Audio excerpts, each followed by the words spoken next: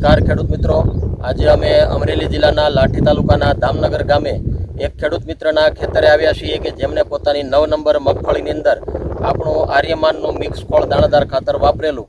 તો આવો એમની પાસેથી જાણીએ કે એમનો કેવો અનુભવ રહ્યો. આપનું ભાઈ સૌપ્રથમ નામ અને પરિચય જણાવો. નાગજીભાઈ કોનાભાઈ બુધેલિયા, દામનગર. તમે આ ખાતર ક્યારે અને કઈ રીતે વાપરેલું? ઉનાળામાં જેઠ મહિને પહેલા ખાતરમાં વાવણી પહેલા વાવેલા કોરામ. અને તમને આ ખાતર વાપરવાથી કેવો છોડની અંદર વૃદ્ધિ વિકાસ કેવો દેખાય છે? સારો છે વૃદ્ધિ વિકાસ. અને કોઈ રોગ આવવો કે જમીનમાં કોઈ નુકસાન આવી એવું કઈ દેખાય છે? નહીં, સારું છે. તો આ ખાતર વિશે તમે બે શબ્દ ખેડૂત મિત્રોને જણાવો.